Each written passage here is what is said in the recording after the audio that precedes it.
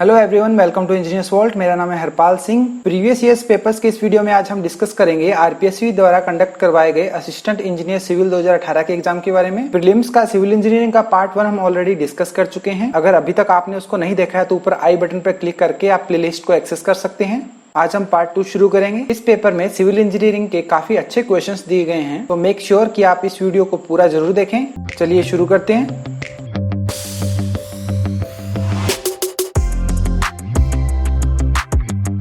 Question number 51 से शुरू करते हैं।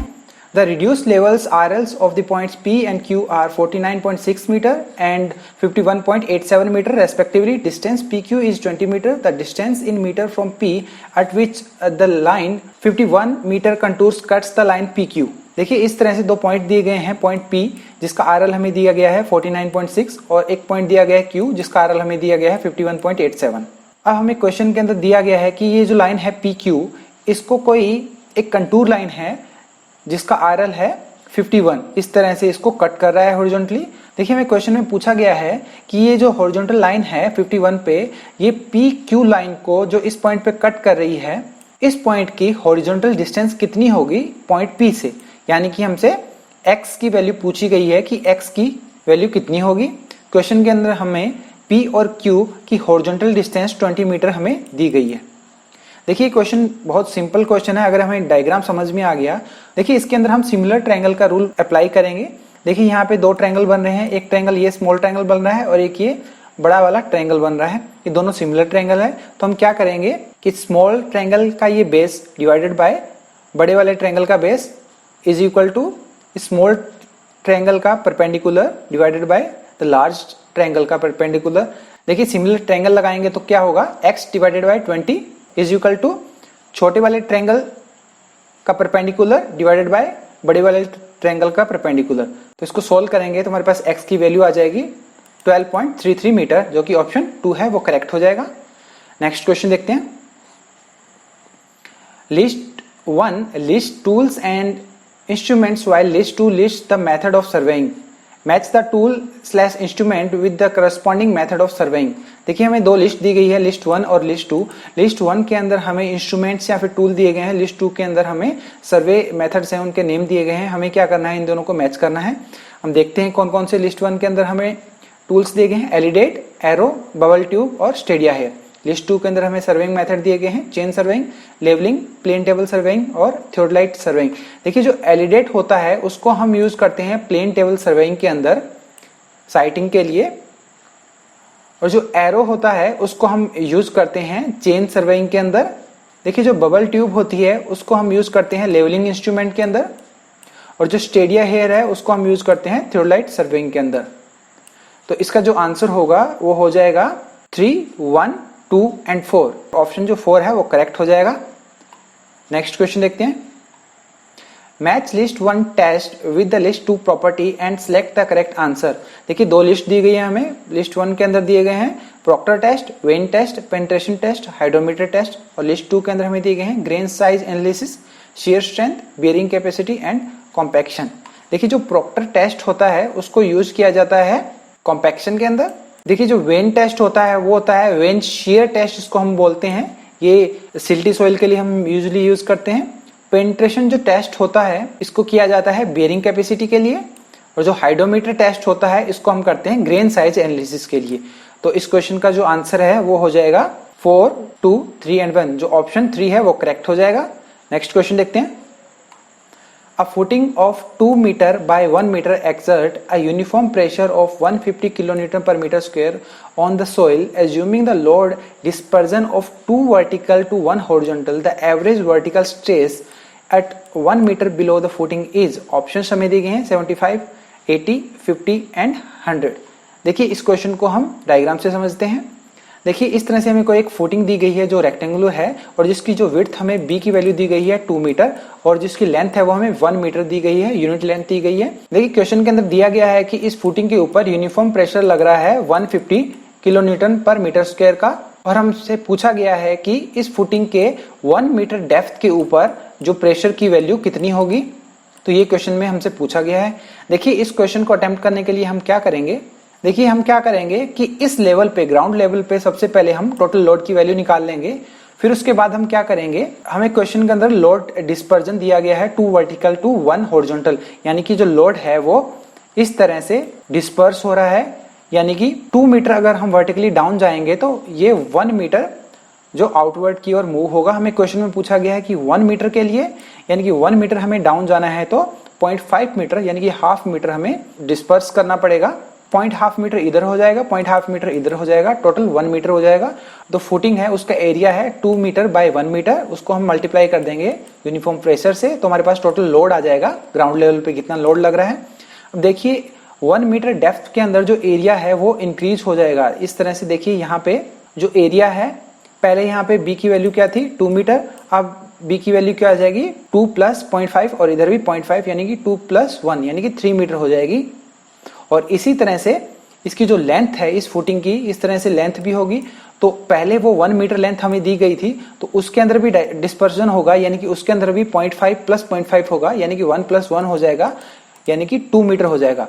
तो जो हम इस लेवल पे अगर हम एरिया निकालेंगे तो हमारे पास एरिया आ जाएगा 2 प्लस 1, ये 1 डिस्पर्जन की वजह से आया है 0.5 प्लस 0.5, और अगेन 1 इसकी जो लेंथ हमें दी गई है, और जो ये 1 है ये डिस्पर्जन की वजह से आया है 0.5 प्लस 0.5। तो इसको हम जब मल्टीप्लाई करेंगे हमारे पास एरिया आ जाएगा 1 मीटर डेप्थ पे 6 मीटर स्क्वायर। अब देखिए हमारे पास टोटल लोड की वैल्यू हमारी जो 300 किलो न्यूटन है, और हमारे पास एरिया आ गया है 1 मीटर डेप्थ पे। तो 1 मीटर डेप्थ पे हम क्या करेंगे, इस टोटल लोड को हम एरिया से डिवाइड कर देंगे, तो 1 मीटर डेप्थ पे हमारे पास स्ट्रेस की वैल्यू आ जाएगी 50 किलो न्यूटन पर मीटर स्क्वायर। तो ऑप्शन जो 3 है वो करेक्ट हो जाएगा। नेक्स्ट क्वेश्चन देखते हैं।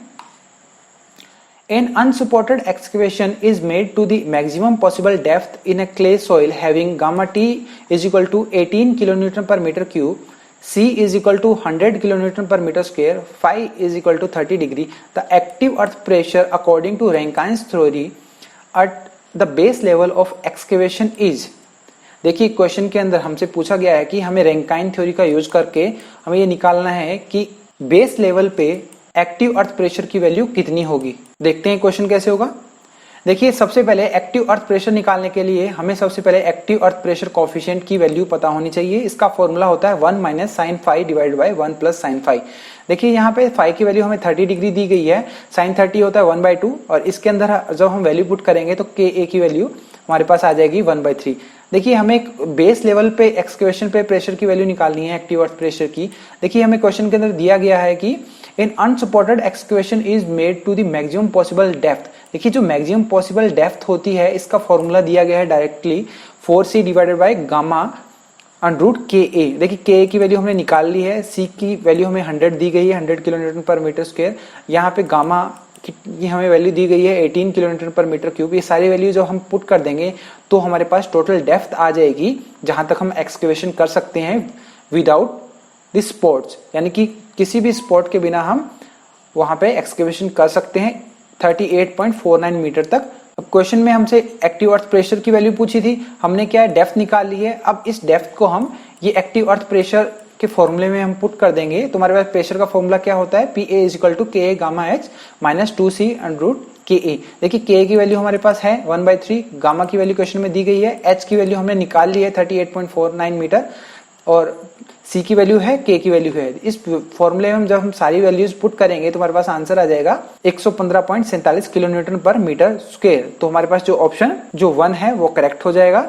देखिए कई बार वन लाइनर क्वेश्चन के अंदर ये भी पूछ लिया जाता है कि जो कोहेजन है सी, इसका इंपैक्ट क्या होता है एक्टिव अर्थ प्रेशर पे और इसका इंपैक्ट क्या होता है पैसिव अर्थ प्रेशर पे। देखिए इस फॉर्मूले के अंदर यहाँ पे बीच में माइनस आता है, यानी कि अगर सी की कुछ भी वैल्यू होगी तो ये जो वैल्यू आ रही है उसमें से ये माइनस हो जाएगी, यानी कि जो एक्टिव अर्थ प्रेशर है उसकी वैल्यू क्या है रिड्यूस हो जाएगी due to the cohesion.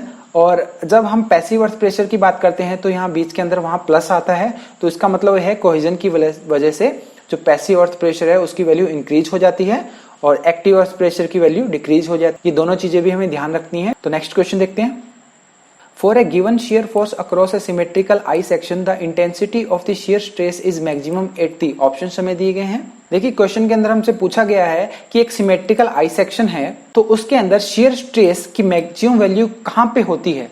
Option हमें दिए गए हैं junction of the flange and the web but on web, junction of the flange and web but on the flange, centroid of the section extreme fibre की जो centroid of the section है उसके ऊपर इसकी वैल्यू मैक्सिमम होंगी, तो option जो 3 है वो करेक्ट हो जाएगा। नेक्स्ट क्वेश्चन देखते हैं। In a propped cantilever beam carrying a uniformly distributed load of W Newton per meter shown in the following figure, the reaction at the support B is। देखिए हमें question के अंदर इस तरह से एक कैंटिलीवर प्रॉप्ड कैंटिलीवर बीम हमें दिया गया है और इस क्वेश्चन में हमसे पूछा गया है कि ये जो सपोर्ट बी है इस पे रिएक्शन की वैल्यू क्या होगी, और क्वेश्चन के अंदर हमें यहाँ पे यूडीएल दिया गया है W किलोन्यूटन पर मीटर। तो देखते हैं क्वेश्चन कैसे होगा। देखिए इस प्रॉप्ड कैंटिलीवर बीम को हम इस दो बीम्स के अंदर अगर डिवाइड करेंगे, एक इस तरह से कैंटिलीवर बीम होगा जिसपे यूडीएल लग रहा है W किलोन्यूटन पर मीटर का, और एक इस तरह से कैंटिलीवर बीम होगा जिसके फ्री एंड पे इस तरह से कोई आरबी का फोर्स लग रहा है। तो जो फर्स्ट कंडीशन है उसकी वजह से इसके अंदर इस तरह से डिफ्लेक्शन आएगा जिसको हम डेल्टा 1 बोल देंगे, और जो सेकंड जो हमने बीम लिया है उसके अंदर जो डिफ्लेक्शन इस तरह से होगा ऊपर की तरफ, तो इसका जो डिफ्लेक्शन है उसको हम बोल देंगे डेल्टा 2। देखिए इसकी जब हम कंपैटिबिलिटी इक्वेशन लिखेंगे तो इसमें क्या होगा कि डेल्टा 1 प्लस डेल्टा 2 है, इसकी वैल्यू क्या होनी चाहिए 0। देखिए अब डेल्टा 1 की वैल्यू के लिए हमारे पास डायरेक्ट फॉर्मूला है। अगर कैंटिलीवर बीम के ऊपर इस तरह से कोई यूडीएल लग रहा हो तो उसका फॉर्मूला है WL⁴ डिवाइडेड बाय 8EI, और अगर इस तरह कैंटिलीवर बीम के ऊपर इस तरह से कोई भी एक पॉइंट लोड लग रहा हो तो उसके लिए हमारे पास फॉर्मूला है WL³ डिवाइडेड बाय 3EI। यहाँ पे जो कंसंट्रेटेड लोड है, पॉइंट लोड है, उसकी वैल्यू हमें RB दी गई, RB है हमारे पास। तो और इसकी जो डायरेक्शन है डिफ्लेक्शन की, ये जो इसके अपोजिट डायरेक्शन में होगा, तो यहाँ पे हम माइनस साइन लगा देंगे। जैसे इस इक्वेशन को हम सोल्व करेंगे तो हमारे पास RB की वैल्यू आ जाएगी 3/8 WL, यानी कि ये जो रिएक्शन यहाँ पे जो जनरेट होगी उसकी वैल्यू होगी 3/8 WL। तो ये हमें डायरेक्टली ध्यान में रखना है, तो इसका आंसर हो जाएगा ऑप्शन 2। देखिए इसके साथ साथ हमें यह भी ध्यान रखना है कि जो पॉइंट A है इस पे अगर हमसे पूछ ले कि जो फिक्स्ड एंड A है यहाँ पे रिएक्शन कितना आएगा, तो यहाँ पे जो रिएक्शन आएगा उसकी वैल्यू हो जाएगी ऑप्शन जो 1 है वो 5/8 WL। तो ये भी हमें ध्यान रखना है। नेक्स्ट क्वेश्चन देखते हैं। Two beams of same material have equal cross sectional area if one beam has square cross section and other has circular cross section. देखिए क्वेश्चन के अंदर हमें दिया गया है कि दो बीम हैं और उनका मटेरियल सेम है और उनका क्रॉस सेक्शनल एरिया भी सेम है। अब हमें ऑप्शंस दिए गए हैं, both the beams will be equally strong, circular section will be stronger, square section will be stronger, strength depend on loading condition. तो देखते हैं क्वेश्चन कैसे होगा। देखिए इस तरह से हमें दो बीम दिए गए हैं जिनका मटेरियल सेम है, इसका जो सर्कुलर सेक्शन है उसका हमने डायमीटर मान लिया D है, और इस तरह से हमें जो स्क्वायर सेक्शन दिया गया है उसकी वन साइड हमने मान लिया कि वो A है। क्वेश्चन के अंदर हमें दिया गया है कि दोनों का जो एरिया है, क्रॉस सेक्शनल एरिया, वो सेम है, तो हम सर्कल का अगर हम एरिया का फॉर्मूला लिखें वो होता है π/4 D² और स्क्वायर के लिए होता है A²। देखिए इससे हमने क्या किया कि D और A के अंदर हमने क्या है एक रिलेशन निकाल लिया, तो ये हमें ध्यान रखना है, इसको हम बाद में यूज करेंगे। तो देखते हैं इन दोनों के लिए सेक्शनल मॉडुलस Z की वैल्यू कैसे निकालते हैं। देखिए जो स्क्वायर के लिए हम Z की वैल्यू निकालेंगे, तो स्क्वायर के लिए जब Z की वैल्यू निकालते हैं तो Z का, देखिए जो Z का फॉर्मूला होता है, Z को हम लिखते हैं I डिवाइडेड बाय Y। देखिए I जो होता है मोमेंट ऑफ इनर्शिया, जो रेक्टेंगुलर के लिए होता है वो होता है BD³/12, तो हम यहाँ लिख देंगे BD³/12, और जो Y होता है, Y मैक्स होता है, वो होता है D/2। देखिए यहाँ पे B और D की जगह हमें रेक्टेंगल की जगह में स्क्वायर कंस्ट्रक्शन है हमारे पास, और स्क्वायर के लिए सारी साइड्स की वैल्यू A होती है, तो B और D की जगह हम A वैल्यू पुट कर देंगे तो हमारे पास आ जाएगा A³ डिवाइडेड बाय 6, यानी कि 0.167 A³ हमारे पास Z स्क्वायर की वैल्यू आ जाएगी। सिमिलरली हम Z सर्कल की वैल्यू निकालेंगे, हम I/Y करेंगे। देखिए जो सर्कुलर के लिए I की वैल्यू होती है वो होती है πD4 डिवाइडेड बाय 64, और Y की वैल्यू हम क्या करेंगे D/2 कर देंगे। जैसे इसको डिवाइड करेंगे तो हमारे पास आ जाएगा 0.141 A³। देखिए हमने क्या किया, यहाँ पे D पे जो हमने यहाँ से जो D की वैल्यू निकाली थी वो D की वैल्यू यहाँ पे हम पुट कर देंगे, तो हमारे पास क्या है A की टर्म्स के अंदर वैल्यू आ जाएगी, ताकि हम इन दोनों को इजीली कंपेयर कर सकें। देखिए देखने पे पता चल रहा है जो Z स्क्वायर है उसकी वैल्यू ज्यादा है, इसका मतलब ये है कि स्क्वायर सेक्शन है वो सर्कुलर सेक्शन से ज्यादा स्ट्रॉन्ग होगा। इसका जो आंसर है ऑप्शन 3 है वो करेक्ट हो जाएगा, square section will be stronger. Next question देखते हैं। For the plane frame as shown in the figure the degree of kinematic indeterminacy neglecting axial deformation is. Option हमें दिए गए हैं 3, 5, 7 और 9। देखिए इस तरह का हमें क्या है एक फ्रेम दिया गया है जिसके इस पॉइंट पे एक हिंज है, तो हमें इसकी काइनेमेटिक डिटर्मिनेंसी निकालनी है। देखते हैं कैसे होगा। देखिए इस तरह से हमने फ्रेम जो बना रखा है। देखिए जो डीके है इसका डायरेक्ट फॉर्मूला होता है 3J minus RE plus RR minus M। देखिए J है यहाँ पे जो जॉइंट्स हैं, नंबर ऑफ जॉइंट्स। देखिए RE है जो एक्सटर्नल रिएक्शंस हैं, RR है वो रिलीज रिएक्शंस हैं, M जो है वो है नंबर ऑफ मेंबर्स जिनके अंदर हमने एक्सियल डिफॉर्मेशन को नेग्लेक्ट किया है। तो हम क्या करेंगे, जॉइंट्स हैं हमारे पास यहाँ पे 1, 2, 3 एंड 4। देखिए J की वैल्यू हमें 4 दी गई है। एक्सटर्नल रिएक्शंस की वैल्यू हमारे पास क्या होगी, यहाँ पे फिक्स के लिए 3 होगी और यहाँ पे हिंज के लिए 2 हो जाएगी, यानी 3 + 2 हो जाएगा। रिलीज रिएक्शन की जब हम बात करते हैं, देखिए इस पॉइंट पे 2 मेंबर्स 1 एंड 2 मेंबर्स आके मिल रहे हैं। देखिए अगर किसी भी इस तरह से जॉइंट पे जहाँ पे कोई भी हिंज हो, इंटरनल हिंज हो, वहां पे 2 मेंबर्स आके मिल रहे हो तो वहां पे रिलीज रिएक्शन क्या हो जाएगी 2 - 1। यहाँ पे अगर 3 मेंबर्स मिल रहे होते तो हम लिख देते 3 - 1। इस तरह से कितने भी मेंबर यहाँ पे मिल रहे होते तो उसको हम -1 कर देते। ये होता है 2D के अंदर, तो ये हमें ध्यान रखना है। रिलीज रिएक्शन की वैल्यू हम लिख देंगे 2 - 1 और जो -M कितने मेंबर है 1, 2, 3, ये इन तीनों मेंबर के अंदर हमें क्या है एक्सियल डिफॉर्मेशन को नेग्लेक्ट करना है। तो M की वैल्यू हम 3 लिख देंगे। इसको सोल्व करेंगे तो हमारे पास जो आएगा DK की वैल्यू आ जाएगी 5। तो इसका आंसर हो जाएगा ऑप्शन 2, 5। नेक्स्ट क्वेश्चन देखते हैं। The intensity of UDL which when it acts over the entire span of 1 meter of a cantilever beam of rectangular cross section of width of 100 mm and depth of 200 meter would produce a maximum shear stress of 1.5 Newton per meter square is।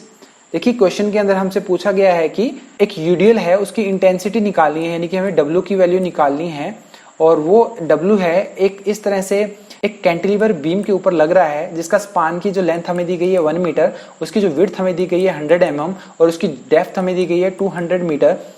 और हमें दिया गया है कि ये जो है UDL ये क्या है, मैक्सिमम शियर स्ट्रेस प्रोड्यूस करता है 1.5 न्यूटन पर mm स्क्वायर का। देखिए यहाँ क्वेश्चन के अंदर 200 मीटर दिया गया है जो कि प्रैक्टिकली इम्पॉसिबल है, तो हम इसको 200 mm अज्यूम करके चलेंगे, जो आरपीसी ने मिस्टेक कर दिया था। तो देखते हैं क्वेश्चन कैसे होगा। देखिए इस तरह से हमें एक कैंटिलीवर बीम दिया गया है जिसके अंदर हमें W की वैल्यू निकालनी है। हमें पता है कि जो एवरेज शियर स्ट्रेस होता है वो 2/3 होता है मैक्सिमम शियर स्ट्रेस का। हमें क्वेश्चन के अंदर मैक्सिमम शियर स्ट्रेस की वैल्यू हमें दी गई है 1.5 न्यूटन पर mm स्क्वायर। देखिए जो टो मैक्स होता है वो होता है, अगर हम इसको इधर भेज दें तो 3/2 WL/BD, यानी कि जो एवरेज शियर स्ट्रेस होता है उसका 1.5 टाइम्स होता है टो मैक्स। क्वेश्चन के अंदर हमें टो मैक्स की वैल्यू हमें 1.5 दी गई है, 1.5 न्यूटन पर mm स्क्वायर। तो हम टो मैक्स की वैल्यू 1.5 पुट कर देंगे। L की वैल्यू हमें क्वेश्चन के अंदर 1 मीटर दी गई है, वो पुट कर देंगे। B की वैल्यू हमें क्वेश्चन के अंदर 100 mm दी गई है और जो D की वैल्यू हमें 200 mm दी गई है। देखिए ये सारी वैल्यूज जब हम इसके अंदर पुट करेंगे तो हमारे पास W की वैल्यू आ जाएगी 20 किलो न्यूटन पर मीटर, जो ऑप्शन 3 है वो करेक्ट हो जाएगा। नेक्स्ट क्वेश्चन देखते हैं। The bulk modulus of K, modulus of elasticity E and Poisson's ratio is 1/m. Then which of the following is true? देखिए क्वेश्चन के अंदर हमें दिया गया है बल्क मॉडुलस K बोला जा रहा है, मॉडुलस ऑफ इलास्टिसिटी को E बोला जा रहा है और पॉइजन्स रेशियो को 1/m बोला जा रहा है, जिसको हम लिखते हैं म्यू से। देखिए हमें क्वेश्चन के अंदर पूछा गया है कि इन चारों ऑप्शंस में से कौन सा ऑप्शन जो करेक्ट होगा। देखिए हम फॉर्मूला पढ़ते हैं E = 3K 1 - 2 म्यू। देखिए हमें ये फॉर्मूला याद है, म्यू की जगह हमें 1/m दिया गया है तो यहाँ पे आ जाएगा 2/m, तो जो ऑप्शन 3 है वो करेक्ट हो जाएगा। नेक्स्ट क्वेश्चन देखते हैं। Consider the following statement, the correct statement are. देखिए हमें 3 स्टेटमेंट दिए गए हैं, हमसे पूछा गया है इन तीनों में से कौन कौन से स्टेटमेंट्स हैं जो करेक्ट है। देखते हैं। The economic spacing of roof truss depend on cost of the purlins and cost of the roof covering. देखिए जो स्टेटमेंट 1 है वो बिल्कुल करेक्ट है। इकोनॉमिक स्पानिंग जो होती है किसी भी रूफ ट्रस रूफ की, वो कॉस्ट ऑफ द पर्लिन पे भी डिपेंड करती है और कवरिंग मटेरियल पे भी डिपेंड करती है। Purlins provided over roof truss are design as continuous as per IS 800। तो स्टेटमेंट 2 है वो भी करेक्ट है। Bearing stiffeners are provided in a plate girder to prevent web buckling. तो स्टेटमेंट 3 ये भी करेक्ट है। जो बियरिंग स्टिफनर्स हैं वो वेब बकलिंग को प्रिवेंट करने के लिए प्लेट गर्डर के अंदर प्रोवाइड किए जाते हैं। तो ये तीनों स्टेटमेंट जो कि करेक्ट है, तो इसका आंसर हो जाएगा ऑप्शन 1। नेक्स्ट क्वेश्चन देखते हैं। A symmetrical channel section is made of material which is equally strong in tension and compression. it is used as simply spotted beam with its web horizontal to carry vertical loads it will be। देखिए हमें क्या बोला गया है कि एक symmetrical channel हमें दिया गया है और उसके अंदर जो हम मटेरियल यूज कर रहे हैं वो इक्वली स्ट्रॉन्ग है टेंशन के अंदर और कंप्रेशन के अंदर, और उसको हमने सिंपली स्पॉटेड बीम के अंदर यूज किया है और जिसके अंदर क्या है वेब जो है वो हॉरिजॉन्टल है ताकि वो वर्टिकल लोड्स को कैरी कर सके। हमें 4 ऑप्शंस दिए गए हैं। Strongest if the web is used as the top face, strongest if the web is used as the bottom face, equally strong in 1 and 2, not possible to state which of the above statement is correct। देखिए question के अंदर हमें starting के अंदर दिया गया था कि टेंशन और कंप्रेशन के अंदर ये जो इक्वली स्ट्रॉन्ग है जो मटेरियल हमें दिया गया है, तो चाहे हम उसको बॉटम फेस यूज करें चाहे उसको हम टॉप फेस यूज करें, तो ये दोनों के अंदर क्या है इक्वली स्ट्रॉन्ग होगा। तो ऑप्शन जो 3 है वो करेक्ट हो जाएगा, equally strong in top face and bottom face. Next question देखते हैं। In the simplified design of angle iron purlin, which of the following assumption would not be valid? देखिए क्वेश्चन के अंदर पूछा गया है कि हम एक एंगल आयरन पर्लिन को डिजाइन कर रहे हैं, तो इन चारों में से कौन सा जो assumption है वो करेक्ट नहीं है। तो देखते हैं चारों ऑप्शंस क्या क्या हैं। Load component acting normal to the slope is considered, तो ये ऑप्शन जो करेक्ट है। Bending moment about the minor axis is considered, तो ये गलत है। माइनर एक्सिस के का जो बेंडिंग मोमेंट है उसको कंसीडर नहीं करते हैं हम। Allowable bending stress is not reduce, ये भी करेक्ट है। Slope of the roof would not exceed 30 degree, तो ये भी करेक्ट है। तो इसका आंसर हो जाएगा ऑप्शन जो 2 है वो है रॉन्ग है, वो अजम्पशन है जो कि रॉन्ग है। नेक्स्ट क्वेश्चन देखते हैं। In a counterfort retaining wall the main reinforcement is provided on the, देखिए क्वेश्चन के अंदर हमसे काउंटरफोर्ट रिटेनिंग वॉल के बारे में पूछा गया है कि मेन रिइंफोर्समेंट हम कहां प्रोवाइड करते हैं। हमें 4 ऑप्शंस दिए गए हैं। देखिए मेन रिइंफोर्समेंट हम वहां प्रोवाइड करते हैं जहां पे नॉर्मली टेंशन रिड्यूस होता है, क्योंकि कंक्रीट जो है वो कंप्रेशन में स्ट्रांग होता है लेकिन टेंशन में वीक होता है, तो रिइंफोर्समेंट प्रोवाइड करते हैं ताकि रिइंफोर्समेंट टेंशन को बियर कर सके। हम ऑप्शंस देखते हैं। Bottom face in the front counterfort, तो ये करेक्ट है। बॉटम फेस जो फ्रंट के अंदर जो बॉटम फेस है वहां पे हम प्रोवाइड करते हैं। Inclined face in the front counterfort, ये गलत है। Bottom face in the back counterfort, देखिए ये भी गलत है। बैक के हम टॉप में करते हैं, फ्रंट में हम बॉटम पे करते हैं।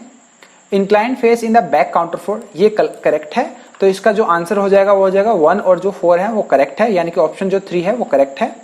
नेक्स्ट क्वेश्चन देखते हैं।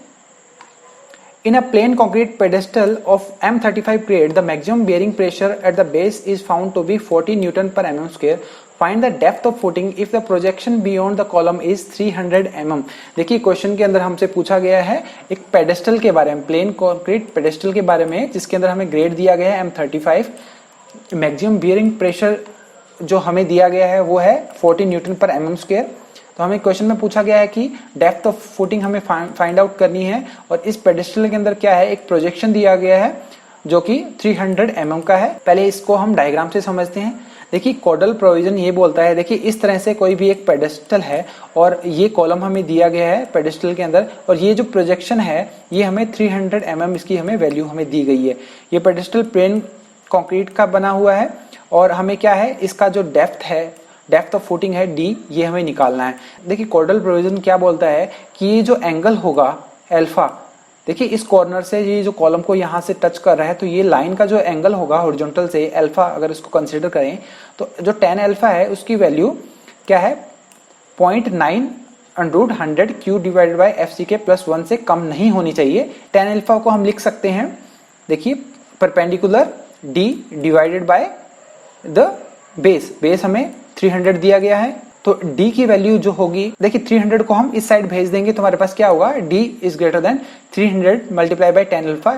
देखिए हम D को इस तरह से भी लिख सकते हैं, right. D divide by 300 is equal to tan alpha होगा, तो D ग्रेटर देन हो जाएगा 300 मल्टीप्लाई tan अल्फा। देखिए tan अल्फा जो हम यहाँ से इसके अंदर पुट कर देंगे tan अल्फा की वैल्यू, और यहाँ पे जो Q नोट है, Q नोट हमें क्वेश्चन के अंदर दिया गया 40 न्यूटन पर mm स्क्वायर जो मैक्सिमम बियरिंग प्रेशर है। FCK हमें M35 दिया गया है, तो ये सारी वैल्यूज जब हम इस फॉर्मूले के अंदर पुट करेंगे तो हमारे पास जो D की वैल्यू है मिनिमम वैल्यू आ जाएगी 3.1 मीटर, जो कि ऑप्शन 1 है वो करेक्ट हो जाएगा। नेक्स्ट क्वेश्चन देखते हैं। In case of two way slab the limiting deflection of slab is, देखिए क्वेश्चन के अंदर हमसे पूछा गया है टू वे स्लैब के बारे में, लिमिटिंग डिफ्लेक्शन के बारे में पूछा गया है टू वे स्लैब के अंदर, ऑप्शंस में देखिए primarily a function of the long span, primary a function of the short span, independent of long और शॉर्ट स्पान, यहाँ पर आएगा dependent on both long and short span. देखिए जो टू वे स्लैब है उसके अंदर जो लिमिटिंग डिफ्लेक्शन होता है वो प्राइमरी फंक्शन होता है शॉर्ट स्पान का, जो ऑप्शन 2 है वो यहाँ पे करेक्ट हो जाएगा। नेक्स्ट क्वेश्चन देखते हैं। Drops are provided in flat slab to resist. देखिए ड्रॉप्स फ्लैट स्लैब में क्यों प्रोवाइड किए जाते हैं, क्वेश्चन के अंदर हमसे पूछा गया है। ऑप्शंस दिए गए हैं to resist thrust, to resist bending moment, to resist torsion या फिर टू रजिस्ट शियर। देखते हैं पहले ड्रॉप्स होते क्या हैं। देखिए इस तरह से कोई भी फ्लैट अगर रूफ है तो उसके अंदर हम इसी कॉलम के ऊपर क्रॉस सेक्शनल एरिया इंक्रीज कर देते हैं, तो इनको हम बोलते हैं कॉलम हेड या फिर कैपिटल, और इनके ऊपर जो इस तरह से एक स्मॉल स्लैब्स प्रोवाइड की जाती हैं इनको बोलते हैं हम ड्रॉप्स, ड्रॉप पैनल बोलते हैं। देखिए ये ड्रॉप पैनल्स जो हैं ये प्रोवाइड किए जाते हैं ताकि ये क्या है, शियर को रेजिस्ट कर सके। तो जो ड्रॉप्स जो प्रोवाइड किए जाते हैं इनका प्राइमरी फंक्शन होता है टू रेजिस्ट द शियर, तो ऑप्शन 4 है जो करेक्ट हो जाएगा। नेक्स्ट क्वेश्चन देखते हैं। Assertion A, according to IS 456 over reinforcement section are not permitted. Reason दिया गया है there is ductile failure of the over reinforced section. तो हमें क्वेश्चन के अंदर एक असर्शन दिया गया है, एक रीजन दिया गया है। असर्शन में ये बोला गया है कि ओवर रिइंफोर्स्ड सेक्शन है वो परमिटेड नहीं है एज पर IS 456। तो असर्शन वो करेक्ट है, हम ओवर रिइंफोर्स्ड सेक्शन है उनको हम अलाउ नहीं करते हैं, हम बैलेंस सेक्शन तक अलाउ करते हैं और हम अंडर रिइंफोर्स्ड सेक्शन को भी अलाउ करते हैं, लेकिन हम ओवर रिइंफोर्स्ड सेक्शन को अलाउ नहीं कर सकते क्योंकि उसके अंदर क्या है, सडन फेलियर हो जाता है। जो इसका रीजन दिया गया वो देखते हैं, there is a ductile failure of over reinforced section. देखिए जो रीजन है ये गलत है क्योंकि जो ओवर रिइंफोर्स्ड सेक्शन होते हैं उनके अंदर कंक्रीट फेल होता है। जो रिइंफोर्स तो पहले से ओवर रिइंफोर्स्ड है, यानी कि रिइंफोर्समेंट तो ऑलरेडी ज्यादा है, तो जो फेलियर होगा वो कंप्रेशन साइड में होगा, कंक्रीट के अंदर फेलियर होगा। और कंक्रीट के अंदर जब भी फेलियर होता है तो वो सडन फेलियर होता है, वो ब्रिटल फेलियर होता है। तो जो इसका रीजन है वो गलत हो जाएगा। तो ऑप्शन जो 3 दिया गया है A is true and R is false, तो ये करेक्ट हो जाएगा। नेक्स्ट क्वेश्चन देखते हैं।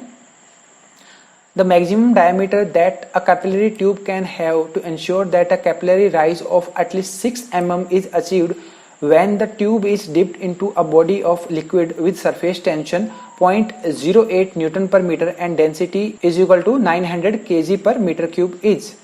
देखिए क्वेश्चन के अंदर हमसे पूछा गया है कि एक जो कैपिलरी ट्यूब का मैक्सिमम डायमीटर कितना होगा, ये क्वेश्चन के अंदर हमसे पूछा गया है और हमें ये बोला गया है कि उसके अंदर कम से कम 6 mm का जो है कैपिलरी राइज हो रहा है, यानी कि H की वैल्यू हमें दी गई है और D की वैल्यू हमसे पूछी गई है। और हमें क्वेश्चन के अंदर दिया गया है जो सिग्मा है सरफेस टेंशन उसकी वैल्यू दी गई है 0.8 न्यूटन पर मीटर, और जो डेंसिटी है जो लिक्विड की जो रो है उसकी वैल्यू हमें दी गई है 900 kg पर मीटर क्यूब। देखिए कैपिलरी राइज का हमारे पास डायरेक्ट फॉर्मूला होता है H is equal to 4 sigma cos theta divided by rho GD। देखिए क्वेश्चन के अंदर हमसे पूछा गया है कि मैक्सिमम डायमीटर क्या होगा, तो अगर डायमीटर को अगर मैक्सिमम करना है तो ये cos थीटा की वैल्यू को भी हमें मैक्सिमम करना पड़ेगा, यानी कि cos थीटा की वैल्यू मैक्सिमम कब होती है, जब थीटा की वैल्यू 0 होती है। तो हम थीटा की जगह क्या करेंगे, 0 पुट कर देंगे तो cos थीटा की वैल्यू आ जाएगी 1। अब हम क्या करेंगे, D को क्या है इस साइड भेज देंगे और H को क्या है नीचे ले आएंगे, तो हम फॉर्मूला हमारा चेंज हो जाएगा, D is equal to 4 sigma cos theta divided by rho GH।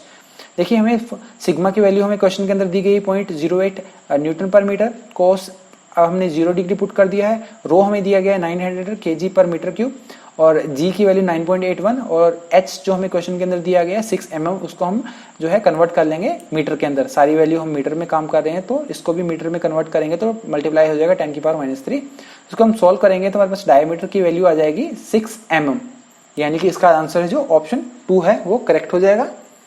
Next question देखते हैं। A horizontal water jet with a velocity of 10 meter per second and cross-sectional area of 10 mm square strikes a flat plate held normal to the flow direction. The density of water is 1000 kg per meter cube. The total force on the plate due to the jet। Question के अंदर हमसे पूछा गया है कि इस तरह से कोई एक फ्लैट सरफेस है और उसके ऊपर इस तरह से कोई वाटर जेट की वजह से जो वाटर जेट उस पर इम्पैक्ट कर रही है, तो हमें पूछा गया है कि इस पे जो टोटल फोर्स है उसकी वैल्यू क्या होगी। जो जेट की जो वेलोसिटी हमें v की वैल्यू दी गई है 10 मीटर पर सेकंड, क्रॉस सेक्शनल एरिया जो हमें दिया गया है a की वैल्यू हमें दी गई है 10 mm स्क्वायर और क्वेश्चन के अंदर हमें रो की वैल्यू दी गई है 1000 kg पर मीटर क्यूब। देखिए इसका जो टोटल फोर्स है अगर डायरेक्टली स्ट्राइक करता है किसी फिक्स्ड प्लेट के ऊपर तो हमारे पास एक डायरेक्ट फॉर्मूला होता है total force on plate in fx direction is equal to rho a v square. देखिए अगर यहाँ पे प्लेट फिक्स है तो रो ए वी स्क्वायर लिखेंगे, अगर प्लेट भी यहाँ पे स्मॉल यू से अगर मूव कर रही होती तो हम फॉर्मूला यूज करते हैं rho A V multiply by V minus U. तो यहाँ पे u क्या है, 0 है, तो इसलिए फॉर्मूला बन जाएगा rho A V square.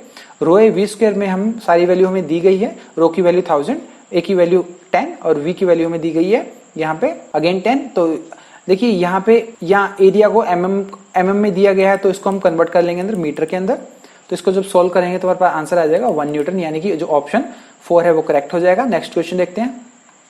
A person standing on the bank of a canal drops a stone on the water surface. He noticed that the disturbance on the water surface is not traveling upstream. This is because the flow in the canal is. देखिए question के अंदर हमसे पूछा गया है कि कोई भी एक पर्सन है, वो किसी केनाल के बैंक पे किनारे पे खड़ा है और वहां पे एक जो स्टोन है, एक पत्थर वो पानी के अंदर सरफेस पे फेंकता है। तो वो नोटिस करता है कि पत्थर पानी के अंदर फेंकने से कोई भी जो डिस्टर्बेंस है पानी के अंदर वो अपस्ट्रीम की साइड, जिधर से पानी आ रहा है उस साइड पे ट्रेवल नहीं कर रहा है। तो इस तरह की कंडीशन, कौन सी कंडीशन होगी, किस टाइप का फ्लो होगा, ये हमसे पूछा गया है। ऑप्शंस देखें, सब critical, super critical, steady flow या फिर यूनिफॉर्म फ्लो। देखिए अगर सुपर क्रिटिकल फ्लो होगा तो अगर हम पत्थर पानी के अंदर फेंकेंगे तो किसी तरह का डिस्टर्बेंस जो अपस्ट्रीम की तरफ जो है मूव नहीं करेगा, वो जो भी डिस्टर्बेंस होगा वो डाउनस्ट्रीम की तरफ होगा। तो इसका आंसर हो जाएगा ऑप्शन 2। नेक्स्ट क्वेश्चन देखते हैं। A trapezoidal channel is 10 meter wide at a base and has a side slope of 4 horizontal to 3 vertical. The bed slope is 0.002. The channel is lined with smooth concrete, meaning n is equal to 0.012. Hydraulic radius in meter for a depth of 3 meter is. देखिए question के अंदर हमसे hydraulic radius जो है r की value हमसे पूछी गई है और हमें क्वेश्चन के अंदर जो वैल्यूज दी गई है वो मैं बता देता हूँ। देखिए ट्रेपेजोइडल सेक्शन हमें बोला गया है और हमें बोला गया है कि जो उसकी जो विड्थ है बेस की, यानी कि b की वैल्यू हमें 10 मीटर दी गई है। साइड स्लोप हमें दिया गया है 4, हमें हॉरिजॉन्टल दिया गया है और 3 हमें वर्टिकल दिया गया है साइड स्लोप। और बेड स्लोप है जो S, उसकी वैल्यू हमें दी गई है 0.002। जो चैनल है वो एक लाइन केनाल है और वो स्मूथ कंक्रीट है जिसके अंदर मैनिंग की वैल्यू जो हमें दी गई है, मैनिंग कॉफिशिएंट, रुगोसिटी कॉफिशिएंट भी बोलते हैं जिसको, इसकी वैल्यू दी गई है 0.012। देखिए हमें क्वेश्चन के अंदर r की वैल्यू पूछी गई है और हमें डेप्थ दी गई है टोटल 3 मीटर। देखिए इस तरह से हमें एक सेक्शन दिया गया है जिसके अंदर बॉटम हमें b की वैल्यू 10 मीटर है, डेप्थ हमें 3 मीटर दी गई है और इस तरह से 3 वर्टिकल 4 हॉरिजॉन्टल का इस तरह से साइड स्लोप दिया गया है।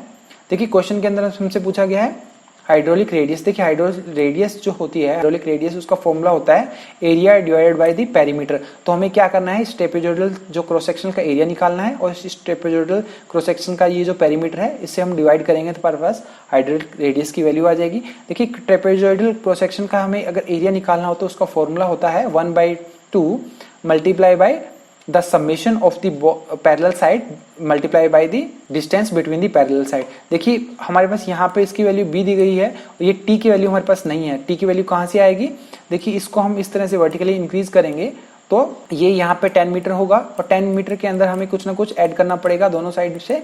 देखिए हमें दिया गया है कि 3 वर्टिकल 4 हॉरिजॉन्टल, यानी कि 3 मीटर हम वर्टिकल जाएंगे तो 4 मीटर हमें हॉरिजॉन्टली आउटवर्ड जाना पड़ेगा, यानी कि 4 मीटर इधर होगा और 4 मीटर इधर हो जाएगा। तो ये टोटल कितना हो जाएगा, टी की वैल्यू आ जाएगी 18 मीटर। तो टी की वैल्यू हमारे पास क्या आ गई 18 मीटर।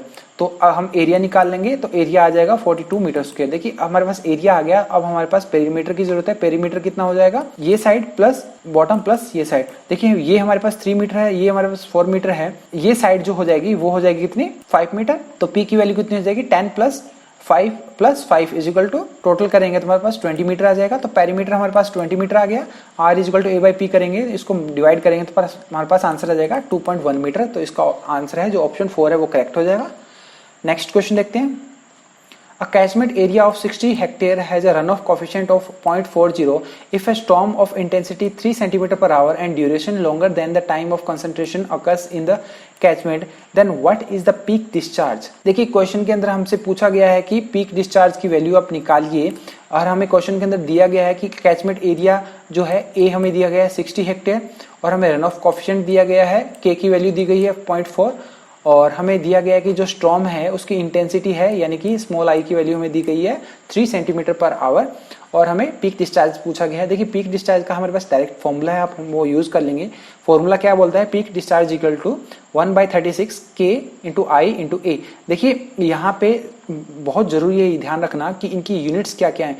देखिए के की कोई यूनिट्स होती नहीं है, आई की जो यूनिट है इस फॉर्मूले के अंदर इसकी यूनिट होती है सेंटीमीटर पर आवर के अंदर हमें पुट करना होता है और जो हम यहाँ पे एरिया पुट करते हैं कैचमेंट एरिया उसको हमें हेक्टेयर के अंदर पुट करना होता है। देखिए अच्छी बात यह है कि क्वेश्चन के अंदर हमें इसी यूनिट के अंदर दिया गया है। ये सारी वैल्यू जब हम पुट कर देंगे तो हमारे पास आंसर आ जाएगा 2 मीटर क्यूब पर सेकेंड। देखिए ये वैल्यू जो हम इस यूनिट में पुट कर रहे हैं लेकिन जो क्यूब पी की जो वैल्यू आएगी वो आएगी मीटर क्यूब पर सेकेंड के अंदर, तो ये भी हमें ध्यान रखना है। तो इसका आंसर हो जाएगा option 1।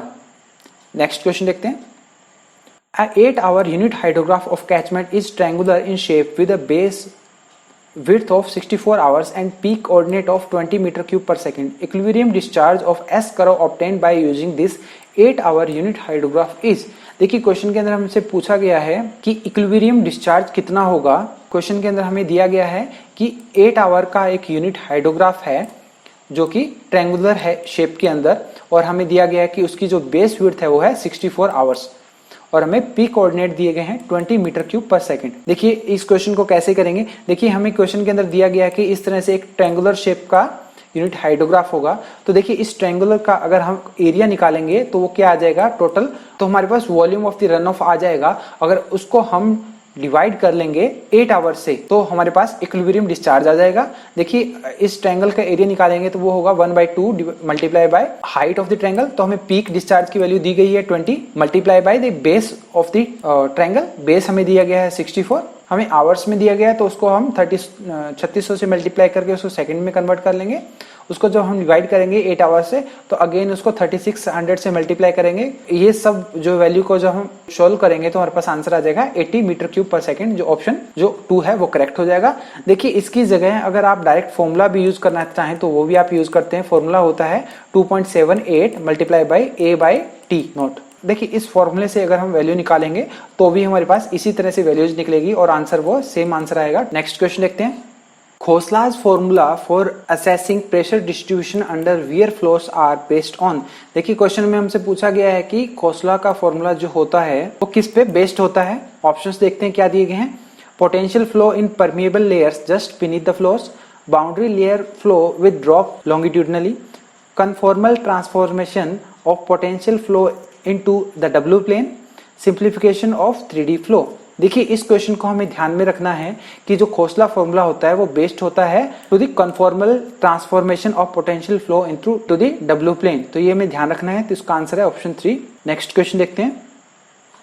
Force considered for the analysis of elementary profile of a gravity dam under empty reservoir condition. देखिए क्वेश्चन के अंदर हमें दिया गया है कि एक जो रिजर्वर है वो एम्प्टी है तो उसके लिए हमें एलिमेंट्री प्रोफाइल बनानी है। देखिए इस तरह से कोई भी ग्रेविटी डैम होगा तो अगर वो एम्प्टी होगा तो उसके अंदर ओनली उसका सेल्फ वेट है वो एक्ट करेगा, क्योंकि इधर कोई वाटर तो प्रेजेंट है नहीं जिसकी वजह से यहाँ पे कोई भी वाटर प्रेशर तो आएगा नहीं और जो अपलिफ्ट प्रेशर है वो भी नहीं आएगा क्योंकि यहाँ पे कोई वाटर नहीं है, तो वाटर सीपेज भी नहीं करेगा और जिसकी वजह से ऊपर की ओर अपलिफ्ट प्रेशर भी नहीं आएगा। तो इसका जो आंसर हो जाएगा वो आएगा ऑप्शन 3 सेल्फ वेट आएगा यहाँ पे। नेक्स्ट क्वेश्चन देखते हैं। The following characteristics pertain to the sand filter use in the water industry, Which of the above characteristics pertain to slow sand filters। देखिए क्वेश्चन में हमसे पूछा गया है स्लो सैंड फिल्टर के लिए इन तीनों में स्टेटमेंट्स में से कौन कौन से स्टेटमेंट जो कि करेक्ट हैं। देखते हैं तीनों statement. Filtration rate is 1 to 4 metre cube per metre square per day, तो ये बिल्कुल करेक्ट है। देखिए हमें यूनिट का खास ध्यान रखना है क्योंकि यूनिट्स के अंदर हमें चेंजेस भी मिल सकते हैं। यहाँ डे की जगह पर आवर भी हो सकता है या मीटर स्क्वायर की जगह हेक्टेयर भी हो सकता है, तो अब यूनिट्स का ध्यान रखें। बाद में इनको चाहें तो कन्वर्ट भी कर सकते हैं दूसरी यूनिट में, लेकिन 1 to 4 होता है metre cube per metre square per day में, तो ये आप याद रखें। Typical duration of operation in one run is 24 to 72 hours. देखिए ये गलत है क्योंकि हमें क्वेश्चन में स्लो सैंड फिल्टर के लिए पूछा गया है और जो ये दिया गया है ये रैपिड सैंड फिल्टर के लिए होता है। स्लो सैंड फिल्टर के लिए नॉर्मली हम 1 to 3 मंथ तक उसको ऑपरेट कर सकते हैं, उसके बाद हम उसकी जो क्लीनिंग करते हैं। नेक्स्ट स्टेटमेंट देखते हैं। ऑपरेशनल कॉस्ट इज लो, तो ये बिल्कुल करेक्ट है। स्लो सैंड फिल्टर की ऑपरेशनल कॉस्ट जो है रैपिड सैंड फिल्टर से कम होती है। तो इसके अंदर हमारा स्टेटमेंट 1 और स्टेटमेंट 3 है जो करेक्ट हो जाएंगे, यानी कि हमारा आंसर ऑप्शन 4 है वो करेक्ट हो जाएगा। नेक्स्ट क्वेश्चन देखते हैं, मैच द फॉलोइंग। हमें एक दो लिस्ट दी गई है, लिस्ट 1 और लिस्ट 2। लिस्ट 1 के अंदर हमें दी गए हैं हार्डनेस, क्लोरीन, डीओ, क्लोराइड, और लिस्ट 2 के अंदर हमें दी गए हैं Winkler's method, EDTM method, orthotolidine test, Mohr method. देखिए जो हार्डनेस होता है, हार्डनेस के लिए हम करते हैं ईडीटीए मेथड का यूज करते हैं हार्डनेस को जो डिटरमाइन करने के लिए। देखिए क्लोरीन के लिए हम करते हैं ऑर्थोटोलिडाइन टेस्ट। देखिए डीओ के लिए हम यूज करते हैं रिंकलर्स मेथड, और क्लोराइड के लिए हम यूज करते हैं मोहर मेथड। तो इसका जो आंसर हो जाएगा वो हो जाएगा ऑप्शन 1 है वो करेक्ट हो जाएगा। तो ये सारे आप ध्यान में रखें। नेक्स्ट क्वेश्चन देखते हैं, consider the following impurities: CO2 and H2S, finely divided suspended matter, disease causing bacteria, excess alkalinity. The correct sequence of the removal of the impurities in water treatment plant is। देखिए हमें चार जो है different हमें दिए गए impurities, हमें पूछा गया है कि उनका सीक्वेंस क्या होगा इनके रिमूवल का। देखिए सबसे पहले स्क्रीनिंग के बाद हम करते हैं एरेशन, जिसमें क्या होता है कि CO2 और H2 जो भी डिजोल्व गैसेज होती हैं वो सारी रिमूव हो जाती हैं। तो इसका मतलब पहले आ जाएगा 1। देखिए उसके बाद हम उसमें सेडिमेंटेशन करते हैं विद कोगुलेशन और विदाउट कोगुलेशन, तो जिसके अंदर क्या है एक्सेस एल्कलिनिटी है वो भी रिमूव हो जाती है। देखिए उसके बाद हम करते हैं फिल्ट्रेशन, जिसके अंदर क्या होते हैं जितने भी सस्पेंडेड पार्टिकल्स होते हैं फाइनली डिवाइडेड वो रिमूव हो जाते हैं, यानी कि फिल्ट्रेशन के अंदर सारे फाइनली डिवाइडेड सस्पेंडेड मैटर जो है वो रिमूव हो गए। देखिए उसके बाद हम करते हैं डिसइंफेक्शन करते हैं, जिसके अंदर जितने भी बैक्टीरियाज हैं, जितने भी डिजीज कॉजिंग बैक्टीरियाज हैं वो रिमूव हो जाते हैं। तो इसका सीक्वेंस हो जाएगा 1, 4, 2 एंड 3, जो ऑप्शन 3 है वो करेक्ट हो जाएगा। नेक्स्ट क्वेश्चन देखते हैं, a waste water sample of 2 ml is made up to 300 ml in BOD bottle with distilled water. In initial DO of the sample is 8 mg per liter and after 5 days it is 2 mg per liter. What is the BOD? देखिए question के अंदर हमसे पूछा गया है simply 5 days BOD हमें बताना है, जिसके अंदर हमें क्वेश्चन के अंदर दिया गया है कि हमारे पास जो सैंपल लिया गया था वेस्ट वाटर का वो लिया था हमने 2 ml का। उसके अंदर जब हमने वाटर ऐड कर दिया तो सैंपल का जो वॉल्यूम हो गया 300 ml। और हमें क्या दिया गया है कि स्टार्टिंग के अंदर हमारे पास जो डिजोल्व ऑक्सीजन थी वो जो सैंपल की वो थी 8 मिलीग्राम पर लीटर, और 5 दिन के बाद वो कितनी रह गई 2 मिलीग्राम पर लीटर। देखिए जो BOD 5 का हमारे पास डायरेक्ट फॉर्मूला रहता है dissolve oxygen initial minus dissolve oxygen final multiply by dilution factor. देखिए डाइल्यूशन फैक्टर को हम लिखते हैं कि जो volume of the sample after dilution divided by volume of the sample before dilution. तो हमारे पास क्वेश्चन के अंदर डिजोल्व ऑक्सीजन इनिशियल हमें दिया गया है 8 मिलीग्राम पर लीटर, उसको हम माइनस कर देंगे डिजोल्व ऑक्सीजन फाइनल जो हमें दिया गया है 2 मिलीग्राम पर लीटर, मल्टीप्लाई कर देंगे आफ्टर डाइल्यूशन हमारे पास क्या है वॉल्यूम 300 हो गया है ml, और बिफोर डाइल्यूशन हमारे पास जो वेस्ट वाटर का सैंपल था उसका वॉल्यूम था 2 ml। जब इसको हम सॉल्व करेंगे तो हमारे पास आ जाएगा 900 मिलीग्राम पर लीटर, जो ऑप्शन 2 है वो करेक्ट हो जाएगा। नेक्स्ट क्वेश्चन देखते हैं, which of the following sewage treatment method has inherent problem of odour ponding and fly nuisances. देखिए क्वेश्चन के अंदर हमसे पूछा गया है कि ऑर्डर पॉन्डिंग और फ्लाई न्यूशंस ये तीनों प्रॉब्लम्स कौन से जो सिस्टम के अंदर कौन से फिल्टर के अंदर देखी जाती है सीवेज ट्रीटमेंट मेथड के अंदर।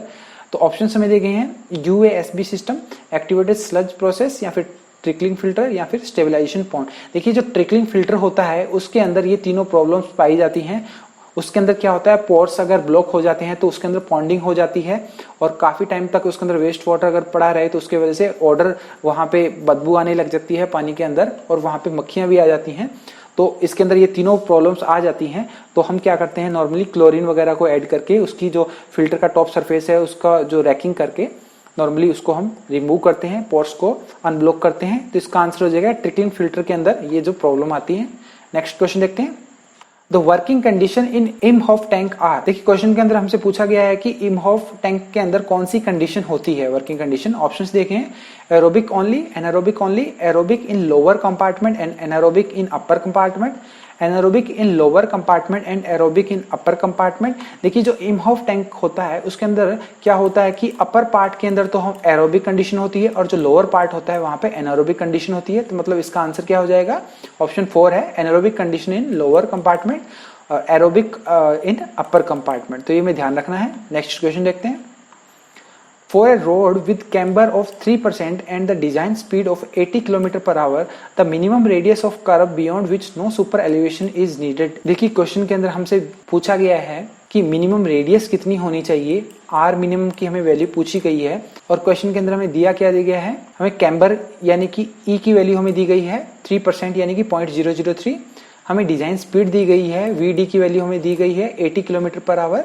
और हमें पूछा गया है कि आर मिनिमम की वैल्यू कितनी होनी चाहिए।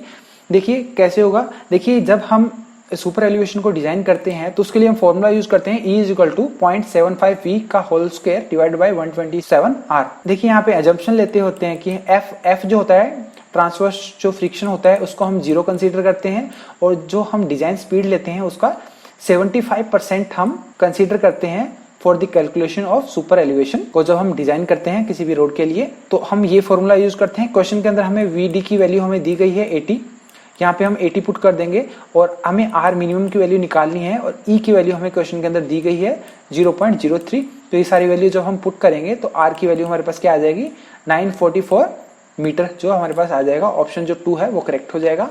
नेक्स्ट क्वेश्चन देखते हैं। As per IRC guideline for designing flexible pavement by CBR method the load parameter required is. देखिए क्वेश्चन के अंदर हमसे पूछा गया है कि जब हम फ्लेक्सिबल पेमेंट को डिजाइन करते हैं CBR मेथड के according as per IRC guideline, जो लोड पैरामीटर होता है उसके बारे में पूछा गया है। ऑप्शंस दिए गए हैं, number of commercial vehicle per day, cumulative standard axle in MSA, equivalent single axle load, number of vehicles all types during design life. देखते हैं क्वेश्चन कैसे होगा। देखिए CBR method of pavement design by cumulative standard axle load. देखिए CBR method जब हम use करते हैं तो हम क्या करते हैं, क्यूमुलेटिव स्टैंडर्ड एक्सल लोड जो होता है जिसको हम NS बोलते हैं, इसकी वैल्यू कैलकुलेट करते हैं, और जो इसकी वैल्यू आती है वो होती है इन स्टैंडर्ड एक्सल लोड के अंदर आती है। अगर हम इसको डिवाइड कर देते हैं 10⁶ से तो ये आ जाती है MSA यानी कि मिलियंस के अंदर इसकी वैल्यू आ जाती है, यानी कि इसका जो आंसर हो जाएगा ऑप्शन 2 है, क्यूमुलेटिव स्टैंडर्ड एक्सल्स इन MSA। ऑप्शन 2 है जो करेक्ट हो जाएगा। देखिए ये फॉर्मूला में हमें याद रखना है, ए जो होता है यहाँ पे ये होता है number of commercial vehicles per day when construction is completed considering the number of the lanes. N जो होता है यहाँ पे डिजाइन लाइफ होता है। देखिए एन यहाँ पे जो है कैपिटल लिखा हुआ है, ये स्मॉल एन इसको हम लिखेंगे।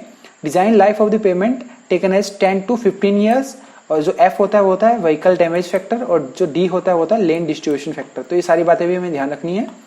नेक्स्ट क्वेश्चन देखते हैं। The general requirement in constructing a reinforced concrete road is to place a single layer of reinforcement।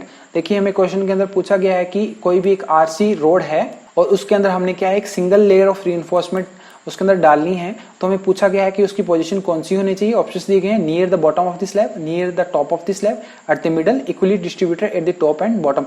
देखिए अगर सिंगल लेयर ऑफ reinforcement डालनी होती है तो वो हम क्या है उसके मिडल में डालते हैं। ऑप्शन 3 है जो करेक्ट हो जाएगा। नेक्स्ट क्वेश्चन देखते हैं। The Penske-Martins apparatus are used for conducting the test on bitumen for testing।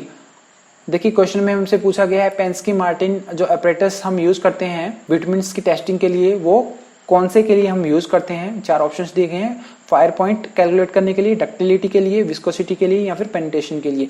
देखिए इन चारों के लिए हम देख लेते हैं कौन कौन से apparatus यूज होते हैं। देखिए फ्लैश एंड फायर पॉइंट के कैलकुलेट के लिए हम यूज करते हैं Penske-Martin apparatus। डक्टिलिटी के लिए हम करते हैं पुलिंग डिवाइस, विस्कोसिटी के लिए हम करते हैं विस्कोमीटर, और पेनिट्रेशन के लिए हम करते हैं पेनिट्रोमीटर। तो हमारे क्वेश्चन के अंदर पूछा गया था Penske-Martin यानी कि ऑप्शन जो 1 है वो करेक्ट हो जाएगा। नेक्स्ट क्वेश्चन देखते हैं। The dilatancy correction in standard penetration test SPT is given by. हमें 4 ऑप्शंस दिए गए हैं। देखिए स्टैंडर्ड पेनिट्रेशन टेस्ट के अंदर हम 2 तरह के करेक्शन लगाते हैं। पहला करेक्शन लगाते हैं हम ओवरबर्डन करेक्शन, उससे जो वैल्यू करेक्ट हो जाती है तो उस करेक्टेड वैल्यू को फिर से हम करेक्ट करते हैं डायलेटेंसी करेक्शन के लिए।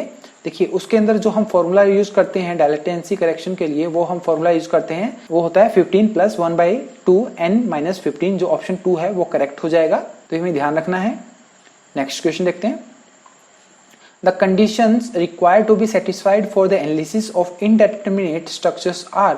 देखिए इनडेटरमिनेट स्ट्रक्चर्स के एनालिसिस के लिए कौन कौन सी कंडीशन की रिक्वायरमेंट होती है क्वेश्चन में हमसे पूछा गया है। ऑप्शंस दिए हैं, इक्विलिब्रियम बिल्कुल इसकी जरूरत पड़ती है, कंपैटिबिलिटी इक्वेशन इसकी भी जरूरत पड़ती है, फोर्स डिस्प्लेसमेंट रिलेशनशिप इसकी भी जरूरत पड़ती है। देखिए ये सारी कंडीशन जो है इन तीनों कंडीशन की जरूरत पड़ती है for the analysis of indeterminate structures. Next question देखते हैं। In slope deflection method, the joints are considered rigid when options हमें दी गए हैं, no change in value of the angles between members, 90 degree angles between the members in frame, 180 angles between the members in beam all of these. देखिए slope deflection method के अंदर हम जब किसी भी जॉइंट को अगर हम रिजिड जॉइंट कंसीडर करते हैं, उसका मतलब ये होता है अभी कोई भी जॉइंट अगर वो 90 डिग्री है, चाहे वो इस तरह से किसी भी एंगल पे है, तो एंगल के अंदर कोई भी चेंजेस नहीं आनी चाहिए। वो जो एंगल पहले था बिफोर लोडिंग, आफ्टर लोडिंग के बाद भी वो का वही अगर एंगल रहता है तो उसको हम बोलते हैं रिजिड जॉइंट। तो इसका आंसर हो जाएगा no change in value of the angles between members. तो ऑप्शन 1 है वो करेक्ट हो जाएगा। नेक्स्ट क्वेश्चन देखते हैं, Maxwell's reciprocal theorem in structural analysis. देखिए मैक्सवेल रेसिप्रोकल थ्योरम के बारे में हमसे पूछा गया है। ऑप्शंस देखते हैं, is true for any structure obeying Hooke's law, बिल्कुल करेक्ट जो है, ये अजम्पशन है, हुक्स लॉ वैलिड होना चाहिए। Can be applied to the rotations caused by flexure, shear और टॉर्जन, ये भी करेक्ट है। चाहे बेंडिंग हो, चाहे शियर हो, चाहे टॉर्जन हो, किसी तरह का वहां पे फोर्स लग रहा हो तो वो जो है उसके लिए वैलिड है। Is usual in analysing indeterminate structures, ये भी करेक्ट है। मैक्सवेल का जो है थ्योरम है वो डेटरमिनेट और इनडेटरमिनेट दोनों तरह के स्ट्रक्चर्स के लिए यूज आता है। तो इसका आंसर हो जाएगा ऑल ऑफ दी अबव, ये सारे करेक्ट हैं। नेक्स्ट क्वेश्चन देखते हैं, as per IS 456/2000 the final deflection due to all loads including the effects of temperature, creep, shrinkage measured from the as cast level of the supports of floor, roofs and all other horizontal members should not normally exceed। देखिए ये chordal provision है जिसके बारे में हमसे question में पूछा गया है। इसमें पूछा गया है कि फाइनल डिफ्लेक्शन जो होता है ड्यू टू टेम्परेचर के कारण, क्रीप के कारण, श्रिंकेज के कारण, किसी भी फ्लोर के अंदर, किसी भी रूफ के अंदर या फिर किसी भी हॉरिजॉन्टल मेंबर के अंदर जो भी मैक्सिमम डिफ्लेक्शन होता है उसकी वैल्यू एक्सीड नहीं करनी चाहिए। हमें 4 ऑप्शंस दिए गए, span divided by 250, span divided by 350, 20 mm या फिर बोथ 2 and 3। देखिए इसका जो आंसर है वो है ऑप्शन 1, स्पान डिवाइड बाय 250। ये एक कोडल प्रोविजन है, ये हमें ध्यान रखना है। देखिए इसके अलावा हमें ये भी ध्यान रखना है कि अगर डिफ्लेक्शन जो होता है जो टेम्परेचर, क्रीप, श्रिंकेज इन सभी के कारण हो रहा हो, लेकिन हमने क्या है वहां पे एक पार्टीशन वॉल कंस्ट्रक्ट कर दी हो या फिर हमने क्या है फिनिशेस को अप्लाई कर दिया हो, प्लास्टरिंग वहां पे कर दी हो, तो उसके बाद जो परमिसिबल जो फाइनल डिफ्लेक्शन है उसकी वैल्यू क्या है, जो स्पान बाय 250 है उससे कम हो जाएगी, यानी कि उसकी वैल्यू हो जाएगी स्पान बाय 350। तो इससे ज्यादा एक्सीड नहीं होनी चाहिए। इसके अंदर भी स्पान बाय 350 और 20 mm इन दोनों में से जो मिनिमम होगा उससे ज्यादा फाइनल डिफ्लेक्शन की वैल्यू एक्सीड नहीं होनी चाहिए। तो ये भी हमें ध्यान रखना है। नेक्स्ट क्वेश्चन देखते हैं, for the overall cost of roof trusses to be minimum the cost of trusses should be equal to. देखिए क्वेश्चन के अंदर हमसे पूछा गया है कि हमें ओवरऑल कॉस्ट को जो है वो मिनिमम करना है किसी भी ट्रस की, तो इन चारों ऑप्शंस में से कौन सा जो है करेक्ट होगा। ऑप्शंस दिए गए हैं, twice the cost of Perlin plus cost of the roof covering, twice the cost of the roof covering plus cost of the pearling, the cost of the roof covering plus cost of the pearling, twice the cost of purlins plus twice the cost of the roof covering. देखिए अगर हमें किसी भी roof trusses की cost को minimum करना हो तो हम क्या करते हैं, उसके लिए जो कॉस्ट ऑफ द ट्रस होती है वो इक्वल होनी चाहिए 2 times the cost of the purlins plus the cost of the roof covering जो है। इसके अगर इक्वल होता है तो वो जो रूफ ट्रसेस है उसकी जो कॉस्ट होती है वो मिनिमम होती है, यानी कि जो ऑप्शन 1 है twice the cost of the Perlin plus cost of the roof covering, इसके जो इक्वल होनी चाहिए। इसका आंसर ऑप्शन 1 हो जाएगा। नेक्स्ट क्वेश्चन देखते हैं, intermediate vertical stiffeners in a plate girder are used to. देखिए इंटरमीडिएट वर्टिकल स्टिफनेस के बारे में हमसे पूछा गया है कि उसको हम क्यों यूज करते हैं प्लेट गार्डन के अंदर।